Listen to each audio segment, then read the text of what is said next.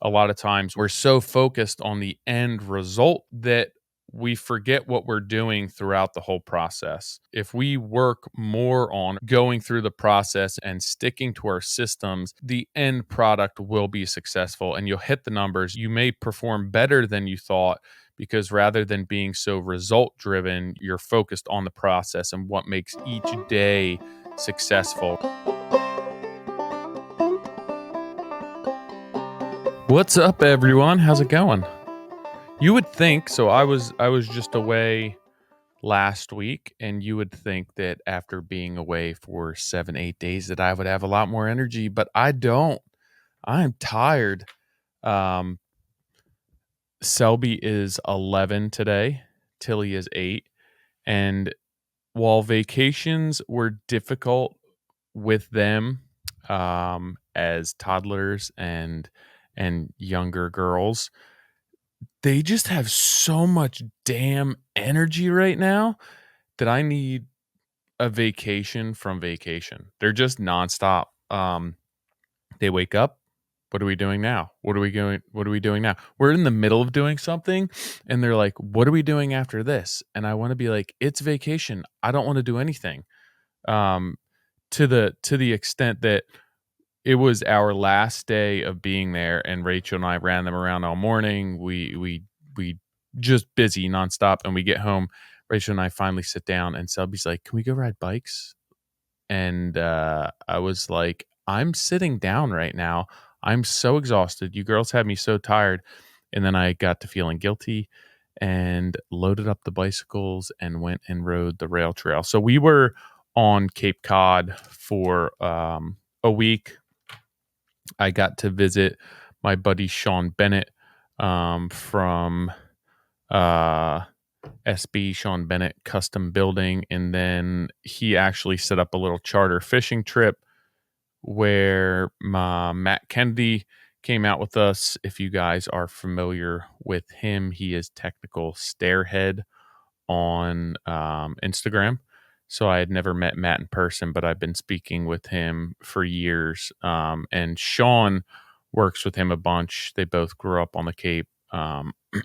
So we got together and went fishing for some stripers. So Sean took us out, and then Matt tipped the captain. So it cost me $0 to go fishing with them. So I definitely owe them at least something, maybe lunch. But I've been going up to the Cape since I was a little kid. My dad had purchased a small little cottage up there when I was younger with the intent of bringing the family up. It was in Wellfleet, up every summer. But being one of 5, my dad being self-employed, it was more of an investment property. He ended up renting it out year round, with 5 kids in sports and athletics and just the chaos of life. We didn't get up to the house as much as he would have liked, so he ended up renting it full time. We would go up and vacation usually around once a year. We'd either camp on the property or camp at a state park in Brewster, spend like 2 weeks up there.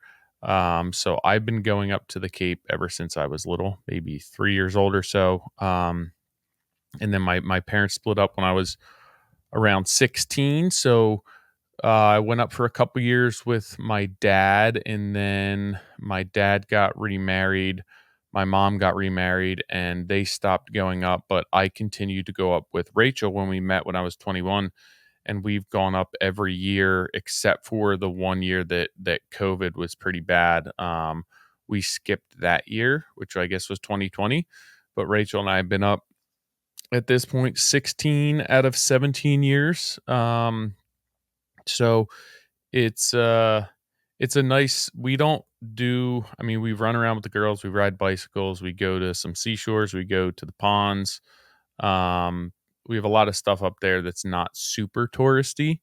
So for a long time, it was going up and relaxing and living a little bit of a slower lifestyle for a week. But now the kids have us running around like freaking crazy, and I'm so exhausted. But yeah, I grew up going to Wellfleet, and then we switched over to Brewster, and we would camp in Brewster. And then Rachel and I started when we were younger, and it didn't hurt so much to sleep in a tent. We would camp in Brewster, bring the dogs up. And then we started renting. Once we had the girls, we went camping a couple times with them, and it's a lot of work to get up there. It's a 6 to 7 hour drive, depending on traffic, packing up, camping with the kids, just a lot of work. So we ended up usually renting a place, Orleans, East Ham, and we stick around from Brewster out to P-Town, make our rounds. Orleans is about, I guess we'll hop into Chatham a little bit, but usually Outer Cape. And we spent a week, and it was nice, and we had great weather. The girls had fun. Like I said, Selby's birthday is today. They start school tomorrow, so it's usually like a last hurrah for summer.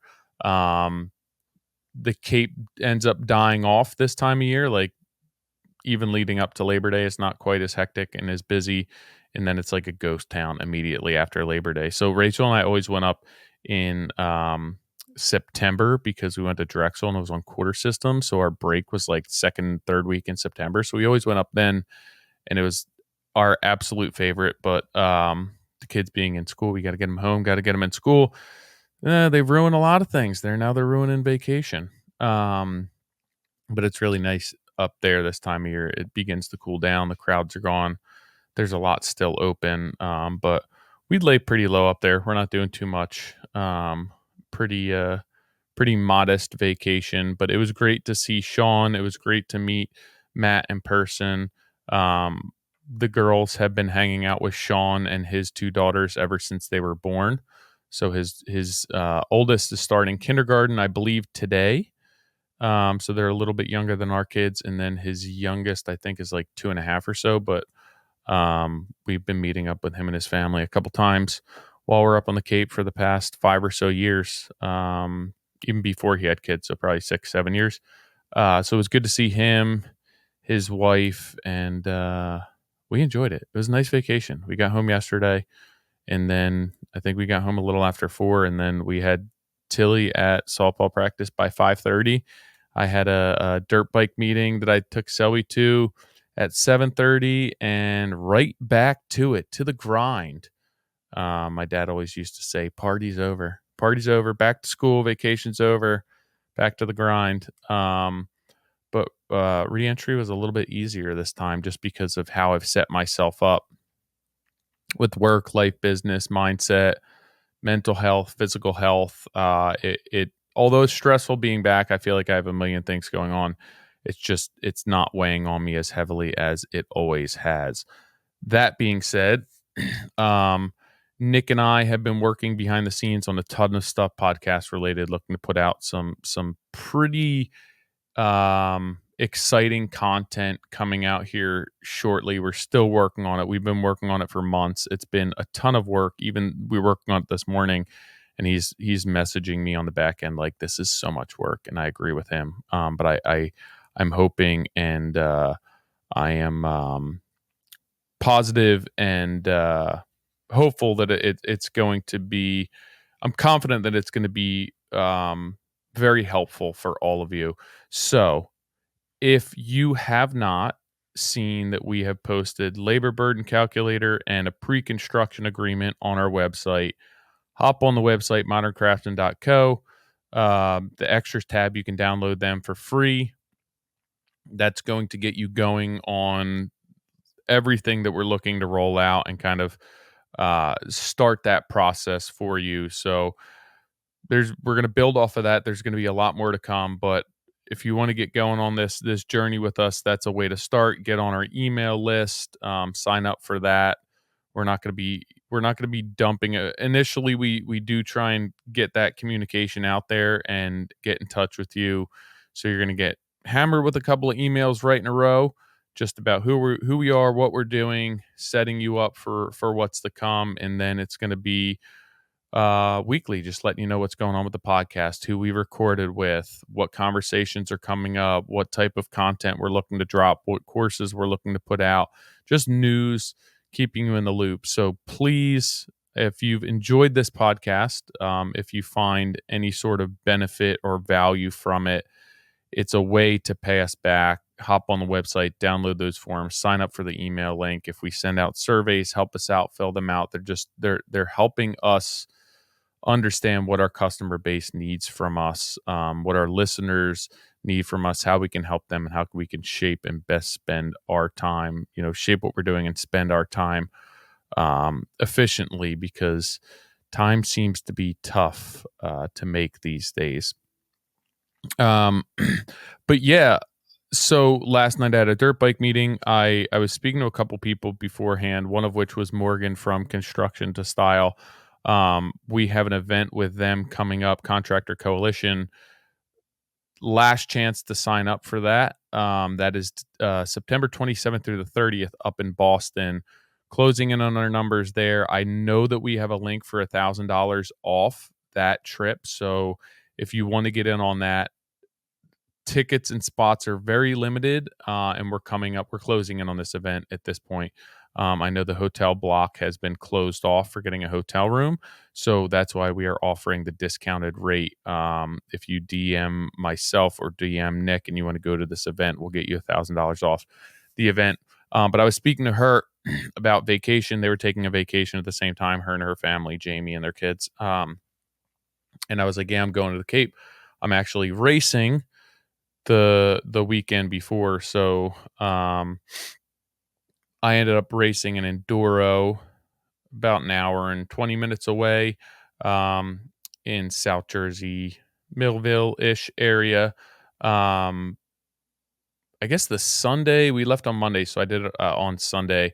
And typically for these races, I'm going out and I'm training, getting my bike ready, new tires, new brakes, all that stuff. And I've had some issues with races recently, bike troubles. Just hasn't gone the way that I've wanted it to, and it's been not the most enjoyable experience. So I took a break from it for a while. I was just like, I'm just going to ride for fun. And then this race came up. I let a couple of buddies know, hey, if you need somebody for your line, definitely hop on a line with you. If not, I'm not going to worry about it. I'm not going to race it. I'm going to be concerned with vacation, wrapping up what I have to. And so a couple days before sign up, one of my friends was like, hey, if you want to be on our line, you can be on our line. So I was like, whatever, screw it. Haven't been preparing for a race. I mean, I ride and I exercise, but I just like mentally wasn't in the headspace to be like, hey, I have a race coming up in 2 weeks. So I was like, I'm just going to go and have fun. I'm going on vacation the next day. I have work to take care of. Life's busy and chaotic. I'm going to go and have fun. So I signed up, needed new tires on the bike, didn't change them out. Need a new chain on the bike, could possibly snap, master link go. I was like, whatever, if it happens, it happens. I'm not going to do a full bike prep. I'm not going to go out and like train. I'm not going to go crazy. I'm just going to go out, I'll print my roll chart. I'll get my ICO on. I'll do an oil change and an air filter, and I'm just going to go out and send it and have some fun. So I ended up, there were 321 entrants for the race. It was a timekeeping enduro, but it was pretty much check in, check out. So like there were road transfers and then private property are pretty obvious race sections. So it was pretty easy as far as timekeeping goes. It wasn't anything crazy. There's one area that they kind of tricked people and they tricked everyone. So it was a pretty even playing field. So it wound up being kind of who was the fastest, check in and check out of the sections. But dusty, some tight stuff, some open stuff. Just a fun race. There are 5 guys on my line, and I ended up 15th overall out of 321 racers, 4th in the A Vet 30 class, which is A level riders between 30 and 39, and 10th out of I think 61 A riders. So I was really happy with my finish. It was a lot of fun. I didn't put too much pressure on myself, and I went out and I just rode. I felt I rode all right. Areas that I thought I didn't do well, I actually did better than areas I thought I did well in. A couple of little hiccups here and there, but I thought I rode pretty well.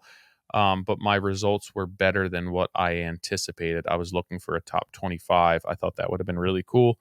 So top 15 is great. I did miss a flip, literally by 1 second, where like I came in to a check and they were flipping the minute, which would have given me 1 point less, which I could have made up a minute within, or a second within a 20-25 minute section at anywhere. I obviously could have lost that as well, but that would have put me minimum top 11, which would have been sick. But that's how my mind works, right? I'm like, I was so pumped to get a top 15. Called my wife, was like, this is amazing. I feel great. Did so well.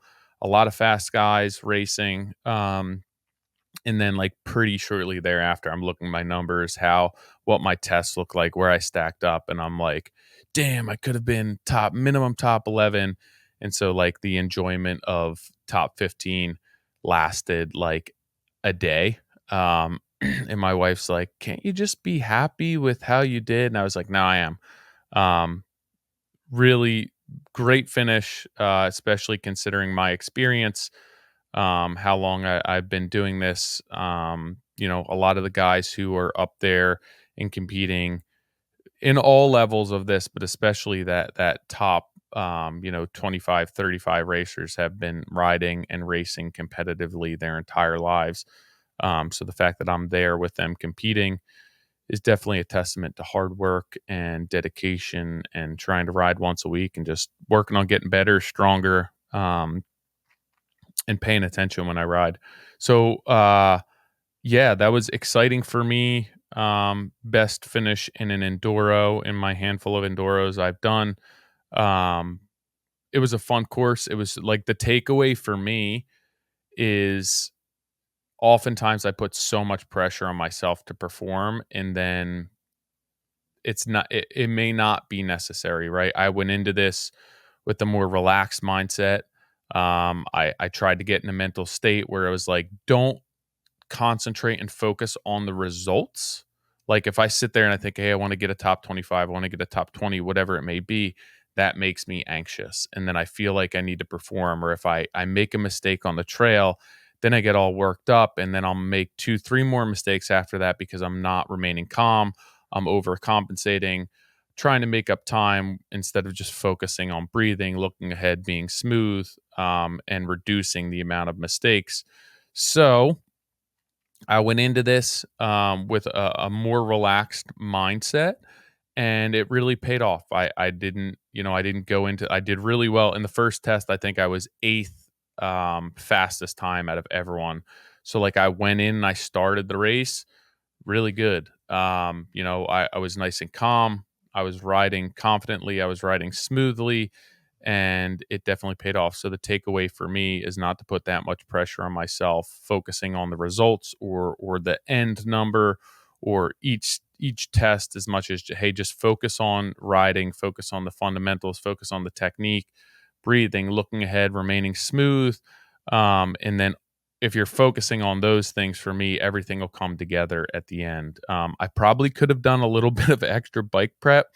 Um, I had noticed a ride or two before that when I was riding some tight stuff, and it was a lot of rear brake use, that I was getting pretty substantial brake fade and losing my brakes. But I was like, I definitely should have bled my brakes before the race, because there were two sections, tight sections, that were, pretty long, that I got substantial brake fade to the point where I lost my brakes, until I got out of my rear brakes until I got out of the tighter sections, and picked up some speed and was off the brakes, and that brake fluid couldn't cool down some. So essentially what happened was my brake fluid, just from being burnt and getting so hot, since the last time I bled it, or getting, moisture in there, because it attracts moisture, is the brake fluid starts to boil, and then you lose all of your braking power in your brakes because there's so much air in there. So your pedal, it's boiling in the bubbles in the air, and your pedal just ends up going down, and you have no brakes.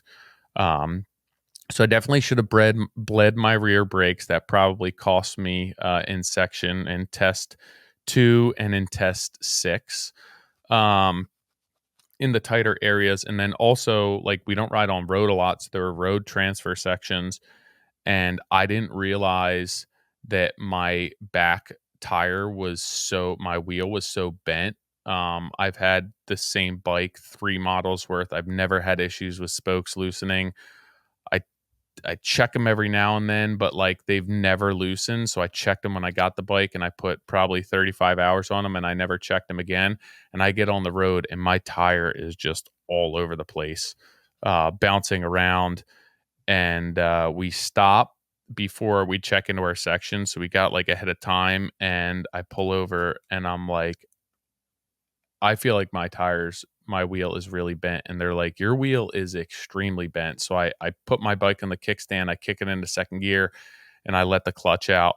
And my tire is back and forth. Like my wheel is so bent. I noticed I had about 4 or 5 spokes that were loose. I was like, how much time do we have before we have to check in? 5 minutes. So I grab my pliers and I just start cranking on my spokes, tightening them. Um, I was not able to straighten my wheel by doing that, but at least my spokes weren't loose. They weren't gonna, blow apart and then wind up in my brake caliper, or in my swing arm or anything like that. So I tightened them up. I raced the first section. We took got to a little bit of break between tests. I made sure everything was nice and tight, and I just forgot about it. I was like, there's nothing I can do about it now. My wheel is fully bent, but I'm just going to ride it and I'm just going to race it. And I didn't let it get me all worked up, which typically it would. Um, and again, it's just like the mindset and the mentality and having confident that you're going to be able to do what you have to do, and being less focused on the result and about the training and about the fundamentals and doing the right things and just riding and enjoying what you're doing, was just a huge testament to how much better that mindset is for me. And that's in life, that's in business, obviously in riding my dirt bike. A lot of times we put so much pressure on ourselves to perform, right? To execute at a certain level, to hit a certain schedule, to make a certain profit margin. Um, and we're so focused on the end result of that that we forget what we're doing throughout the whole process. um, and oftentimes like looking to the end of the project or looking for what the final product looks like, or the execution, or what you say you would deliver that project on.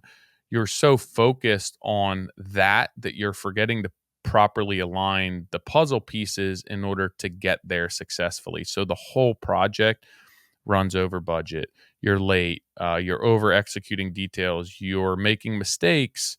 You're you're leaving things out. You're not properly communicating because you're focused on the result. And I think that if we work more on, or put a heavier emphasis on, going through the process and being confident in our process, and sticking to our systems, and ensuring that the day to day is successful, that the end product will be successful and you'll hit the numbers, and you may perform better than you thought, because rather than being so result driven, you're focused on the process and what makes each day successful rather than the big picture. And a lot of times that's going to lead to a higher success rate, better profit margins, better communication, just a better overall process, and project and product, because you're focusing less on the big picture, the end goal, and more on the day to day, and just making whatever task you're working on that day, like instead of big picture weighing on your shoulders, and really being a burden for you or creating anxiety for you, you're just focusing on doing the task at hand well, and executing that to whatever level you need to. And I think that as you stack that, as you build upon that day after day, the overall success of the project, um, it's going to come to fruition. Like it's going to happen because you're putting all the pieces together efficiently and effectively, and you're not focusing so much on the end result, which a lot of times is dictated by the day to day. It's dictated by how each task goes, how you're overlapping subs, what you're executing in a day, how you're planning for that day. It's difficult to account for the entire big picture and the result that you're looking for, when you lose sight of the day to day. So that was the biggest takeaway for me here, and something that I feel I do pretty well with work these days, which I didn't always Um, but it didn't translate over to my normal day-to-day life. It didn't translate over to time that was spent with my family. It didn't translate over to my riding of my dirt bike and everything else, where I was so focused on the end goal. I was driven by the result rather than the process. And that created a ton of anxiety for me instead of just controlling what I can control, putting all the pieces in place, preparing myself accordingly, and then letting the result come. Like the result's going to be what it's going to be, rather than putting all of my emphasis on, hey, this is what this result is going to be. And if it doesn't make it there, I'm going to be disappointed. If I don't hit that level of execution, if I don't hit the profitability numbers, the percentages, if I don't hit the margins that I need, if I don't hit the date that I'm going to turn this project over, I'm relying, like, all of my success and my happiness is based on that, where I think that it's been more beneficial to me, my business, my mental health, to focus more so on, hey, what are my standards?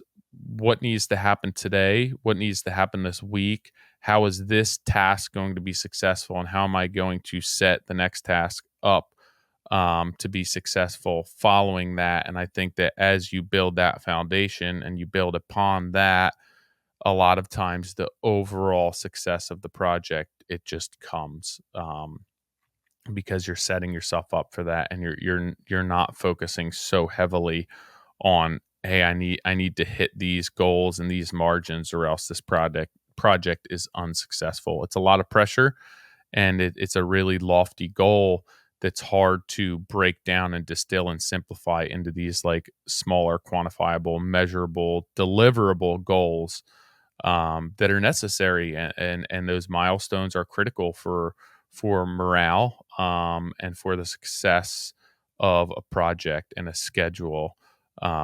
So that for me was just like a direct correlation that I realized I do in business, and it wasn't necessarily translating to my life, even with vacation. I look back on years of vacation with my kids, and yeah, they're getting older, so it's a little bit easier, but it's more challenging in other ways. Like it's just, I found that each stage of life with my children, it's better in ways, it's worse in ways, it's easier in ways, and it's harder in ways. So like it kind of winds up all being the same. It's just different. It's not better, it's not worse, it's not easier, it's not harder. It has all of those characteristics, and everything is like put in a pot and then homogenized, and it's just different. It's a lot more of the same shit, but it's different. Um and so, like, there's been challenges with the work life balance and taking vacations for my entire life, and this was the first vacation that I took that I felt I was really present. And I think a lot of that is mental health. A lot of that is physical health. I've been trying to exercise a lot more. I've been trying to run between 15 and 20 miles per week every week. I think I looked at vacation in the past, since midway through June, toward the end of June, I've ran almost 200 miles. And just being consistent with that and feeling as though I'm being healthy. It gives me time to get in my own head and get away from everyone else, exercise, stimulate my body, get out and just like sweat. And I'm not generally thinking about work. I'm not thinking about what my responsibilities are. I'm just thinking about how good this is for me. So I think that a combination of being healthy, working on the mental aspect of not being a slave to my work and to my customers, and being in a place with business that I feel I'm financially secure. So it's not like I have to have jobs overlapping and a million things going on because I need to make more money to be able to pay my bills. Understanding what my business needs from me and how much I can do to remain physically, mentally, emotionally, and financially healthy. All of this has just served as tools to make my overall life better, and that translates to vacation. Like, this was the first vacation that I'd go on and I'd check my emails and I'd put out fires or deal with things that I felt were really pressing. But for the most part, if it wasn't something that needed my immediate attention, it didn't get addressed until I got home. I picked up my phone on the way home, and I was going to begin going through emails, and I was like, this can wait another day. Um, and again, I have to say that part of that is mental and physical health, but part of that is also just like the business health, and understanding what needs to happen, what my numbers need to be, what my customers expect of me, what my schedule looks like, how much money I need to make each given quarter, each given year, and just having all of that aligned and calculated, that there's less certainty and there's less uncertainty in my life. There's less uncertainty in business. I'm not worrying about, hey, I'm making money on this job. I'm not making money on this job. I have to sell this to this customer because I need the work, because I'm hungry for work.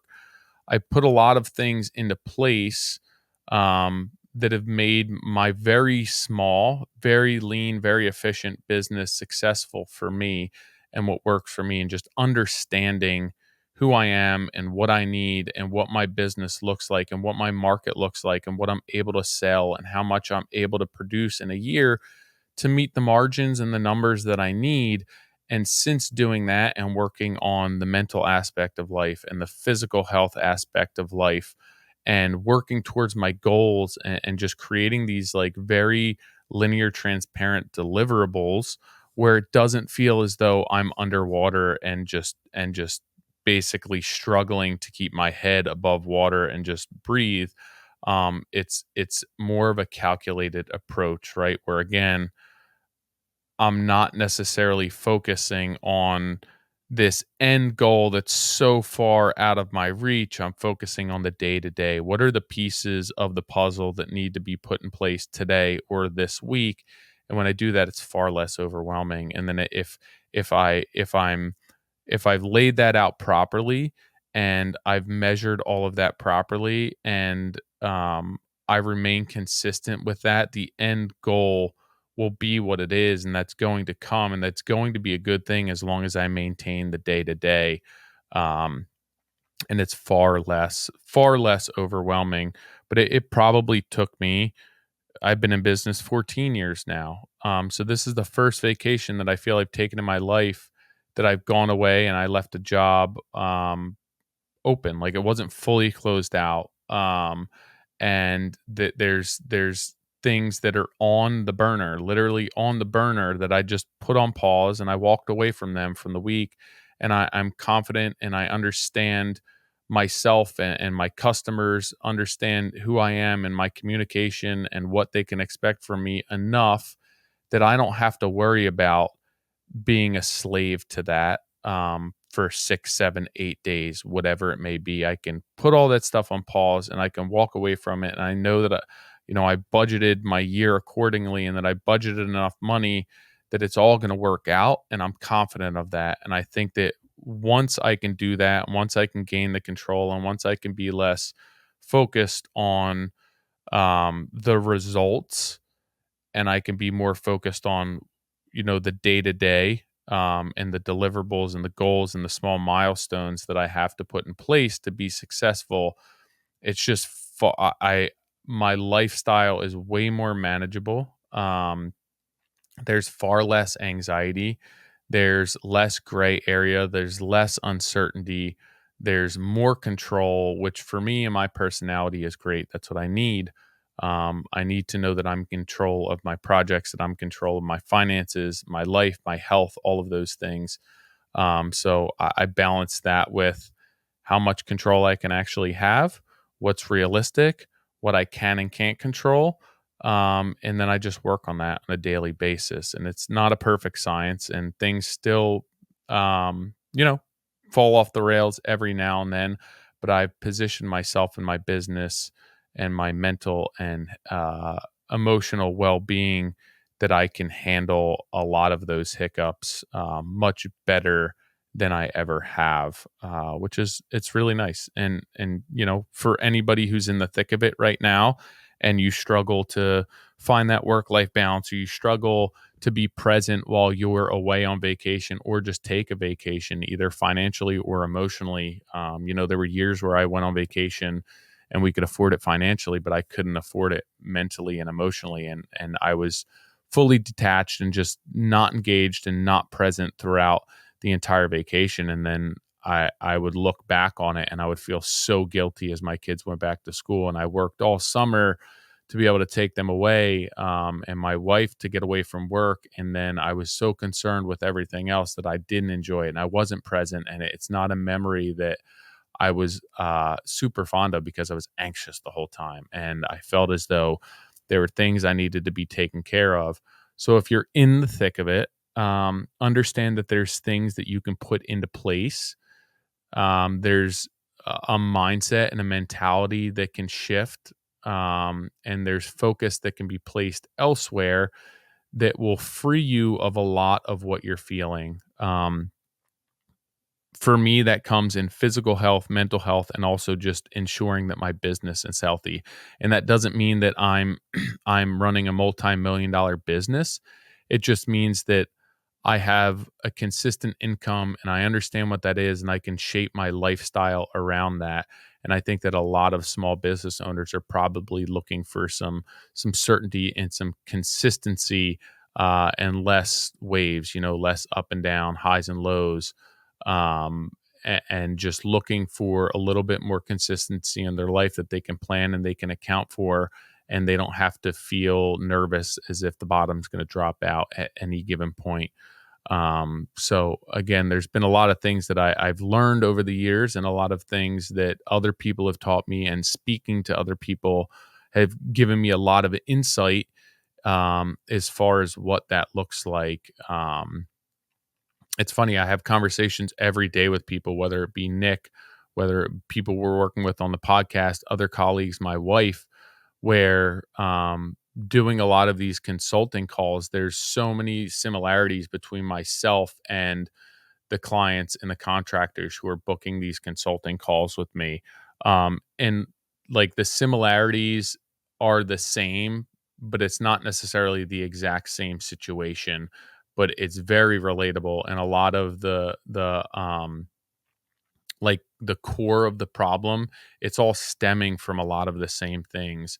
And it's just what you struggle with may be slightly different than what I struggle with, but the mindset and the changes and the things that you can implement into your business, um, a lot of times are the same and they're similar. And it's been um, really incredible to speak to so many different people who are either experiencing something that I experienced, and what I can do to help them, or how they can actually help me better my experience, or have a more comprehensive understanding of what this industry looks like.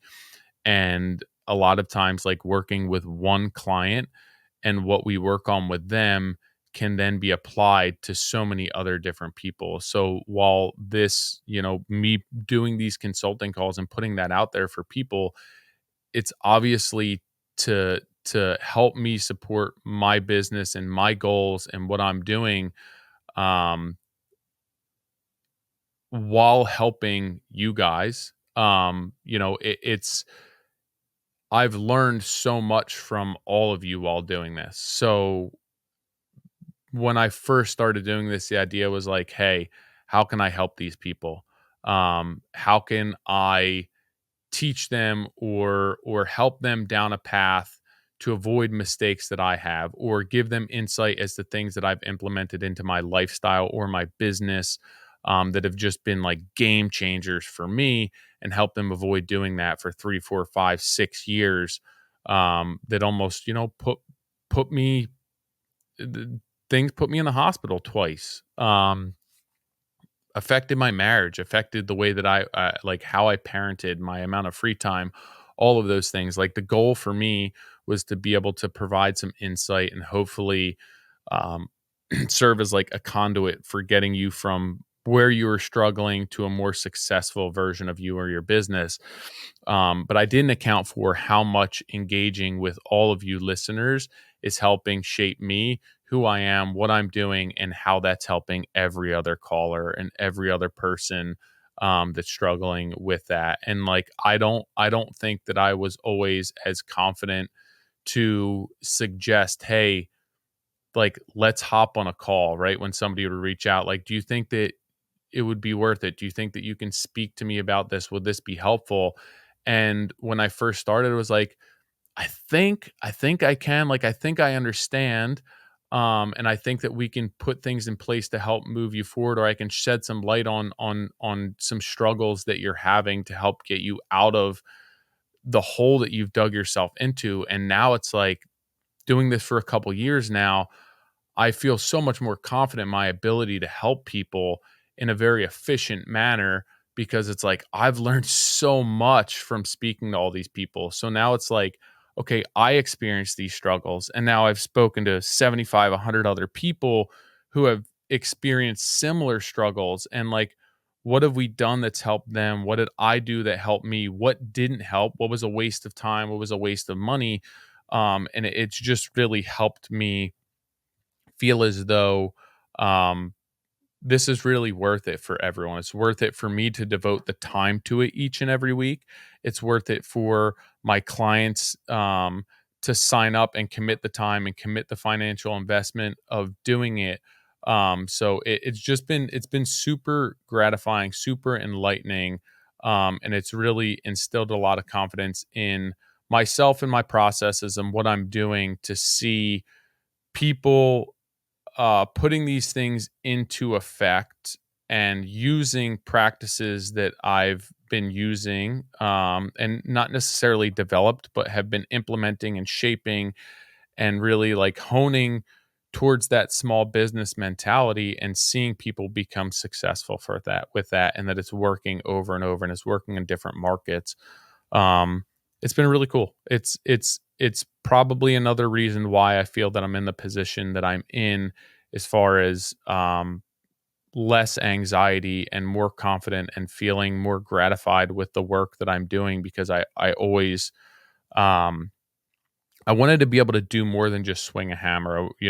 I spoke with Nick about, hey, I'm in a basement, like trimming out a basement by myself right now, and I feel that I have more to offer the world and the industry than just this. And obviously, the podcast has been a huge reason why I've been giving back, and it's been a motivator for me, because it's how I'm going to impact people.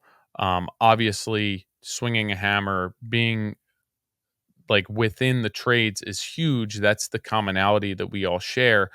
But I can't share that with each and every one of you on a day to day basis. But I can share what I'm doing now. I can share on this podcast the lessons that I learned from speaking to people. So it's like, hey, we had a conversation. This is what we did to help. And then I can hop on here and explain what we did to help, how we implemented it, what worked, what didn't work. And it shapes a lot of the conversation for this too. So it's like, I now feel that I position myself in a way that I'm continuing with the work. I'm continuing to swing a hammer. I do enjoy that, but I'm also just looking for opportunities to continue to hone what I'm doing and develop what I'm doing from an application standpoint, but also just like a knowledge and a business standpoint that I can then in turn help as many other people who want help, who want to listen to this, who want to set up a consulting call, who want to download an educational course, all of those things. Like, this is where I feel I'm going to make my impact. And it's been very gratifying. And I've been able to help a lot of people, and a lot of people in turn have helped me in many, many ways. So I'm super grateful for everyone who's been a part of this, a part of my journey, right? This has been my journey. Um, from building my company, learning how to execute the work, learning how to deal with customers, and then learning how to take all of that and hopefully teach you and help you and set you in the right direction, all while bettering myself, and refining what I'm doing, and just really um, creating a network here, of information and people that are all like-minded, and hopefully we can help each other grow. But yeah, definitely, I want to say thank you to everyone who has reached out, who's booked something. I took like a week and a half, 2 weeks off from calls while I was leading up to vacation, and obviously being away from vacation. So I know that I saw, I don't know, 4 or 5 emails come in while I was away. So I will be getting to all of you, explaining to you what it looks like to set up a call,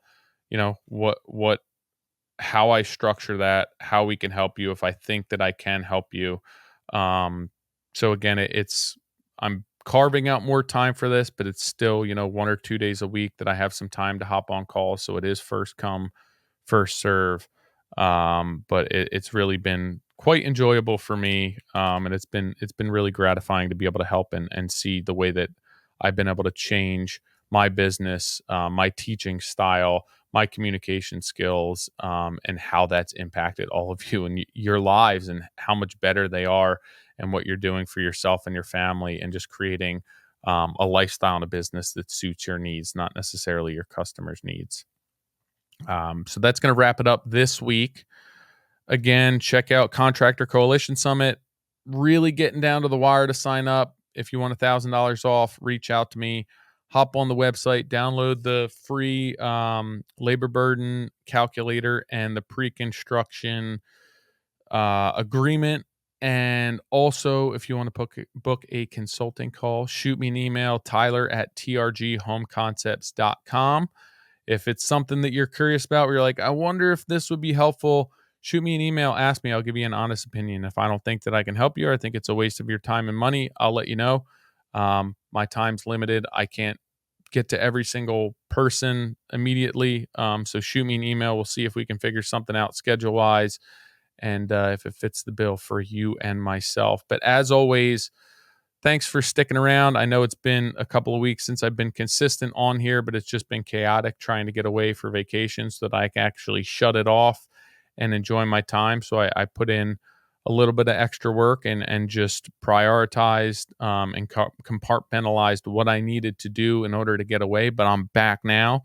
I'm back to it. I'm back to my normal days spending in the office and all things Modern Craftsman and all things consulting. And yeah, that's it. So I appreciate all of you. Hope that everyone enjoyed your Labor Day.